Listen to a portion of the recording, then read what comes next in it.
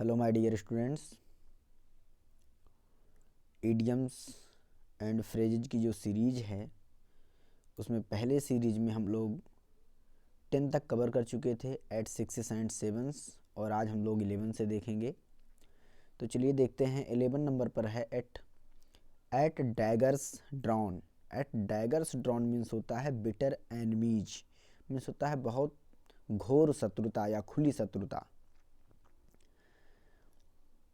तो वाक्य प्रयोग इसका देखते हैं। वंस देवर फ्रेंड्स, कभी वे मित्र हुआ करते थे। Now they are at daggers drawn with each other, अब उनकी क्या है, आपस में घोर शत्रुता है या खुली शत्रुता है। Now they are at daggers drawn with each other कहाँ लगाते हैं, दो लोगों के बीच के लिए ईच अदर लगाते हैं, और दो से अधिक अगर होते हैं तो वन अनदर लगाया जाता है। तो चलिए, एट डैगर्स ड्रॉन कंप्लीट हुआ। नंबर 12 पर है at home in. At home in means होता है वेल वर्स्ड इन, माने किसी चीज़ में वेल वर्स्ड होना, यानी कि वेल वर्स्ड का मतलब बहुत कुशल होना, दक्ष होना या निपुण होना। तो my friend is at home in mathematics, मेरा मित्र मैथमेटिक्स में यानी कि गणित में एट होम इन है, यानी कि बहुत दक्ष है, कुशल है, प्रवीण है, कुछ भी कह सकते हैं हम। तो वेल वर्स्ड होना, वेल वर्स्ड भी याद करिए, एट होम इन। अगर तीनों देखो, होम के पहले एट और बाद में इन आता है तो एट होम इन बन जाता है, और जिसका मतलब होता है दक्ष। और जनरली आएगा तो जैसे for example I am at home, इसका मतलब क्या हुआ, मैं घर पर हूँ। बट एट होम के बाद इन आ गया तो दक्ष अर्थ निकलेगा। नंबर 13 पर है एट लार्ज। एट लार्ज में होता है फ्री होना, स्वतंत्र होना। जैसे हम लोग कहते हैं कि कोई अपराधी है, अभी क्या है, फरार चल रहा। फरार का मतलब जो अभी गिरफ्त में नहीं है। तो the thief is at large after returning from the police custody. The thief is at large after returning from the police custody, माने पुलिस कस्टडी से लौट कर आने के बाद जो चोर है वो क्या है, फरार चल रहा है। नंबर 14 है एट वंस विट्स एंड। देखिए, एट जहाँ पे O N E comma S लगा होता है वहाँ पर किसी भी प्रोनाउन का पजेसिव केस आप रख सकते हो अकॉर्डिंग टू सब्जेक्ट। जैसे आप हिज भी रख सकते हो वंस के स्थान पे, माई रख सकते हो, दियर रख सकते हो, हिज रख सकते हो, हर रख सकते हो, कुछ भी। और विट्स माने होता है कुशलता, बुद्धि, और एंड माने आप जानते हैं समाप्त हो जाना। तो टोटली कन्फ्यूज्ड माने एट वंस विट्स एंड, माने किसी की सोचने की क्षमता का या बुद्धि का एंड हो जाना, यानी कि नष्ट हो जाना, जिसे बोलते हैं टोटली कन्फ्यूज्ड।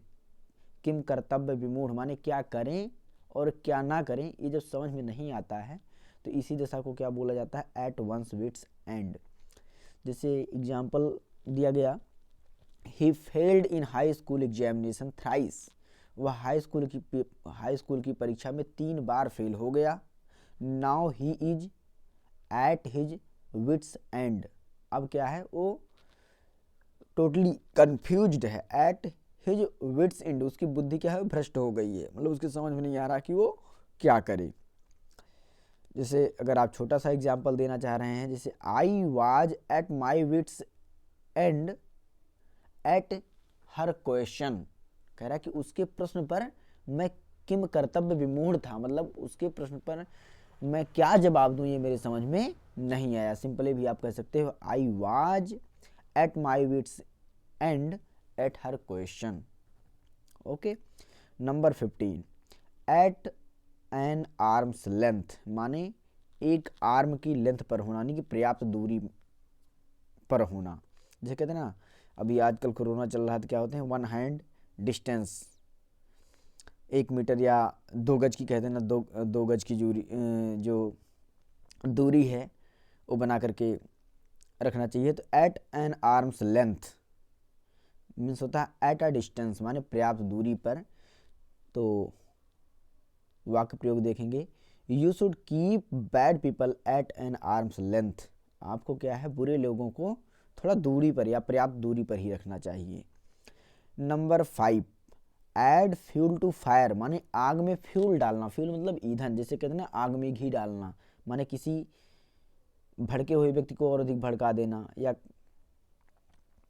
चलिए देखते हैं। तो कह रहा है add fuel to fire means होता है to make the matter worse, माने किसी बात को और भी अधिक खराब कर देना। वर्स क्या है? Bad, verse, worst. वर्स क्या है? बैड की कंपेरेटिव डिग्री है। उत्तेजित कर देना, किसी को भड़का देना। वाक्य प्रयोग दिया है, the principal was already very angry, प्रधानाचार्य पहले से ही बहुत क्रोधित थे।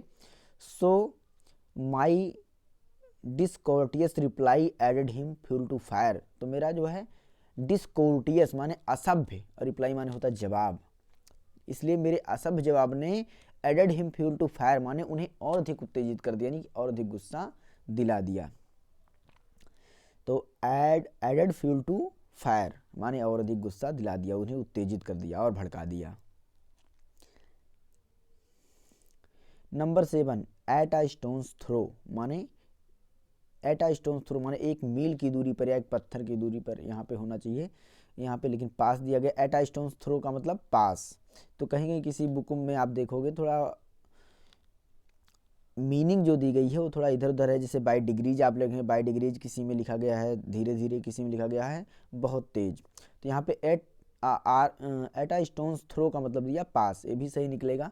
अर्थ इसका, my friend lives at a stone's throw from my house, मेरा मित्र मेरे घर से थोड़ी दूरी पर ही रहता है, यानी कि बहुत पास ही रहता है। थोड़ी दूरी का मतलब वो पास का सेंस देता है। नंबर 18 है एट हैंड। एट हैंड का मतलब भी होता है पास। The railway station is just at hand from my house, मेरे घर से थोड़ा पास में ही है, एट हैंड ही है, मतलब थोड़ा कम दूरी पर होना, यानी कि पास। The railway station is just at hand from my house. Number 19, at random. At random means होता है विदाउट एनी पर्पज और विदाउट एनी एम, तो बिना किसी उद्देश्य के। The police fire their guns at random माने पुलिस ने बिना किसी उद्देश्य के बंदूक चला दी।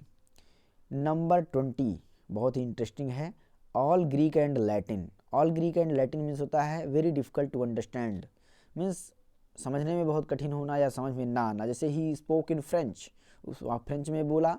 His speech was all Greek and Latin to most of us, उसकी जो स्पीच थी वो हम में से ज़्यादातर लोगों के लिए क्या थी? ऑल ग्रीक एंड लैटिन माने समझने में बहुत कठिन थी या समझ के बाहर थी।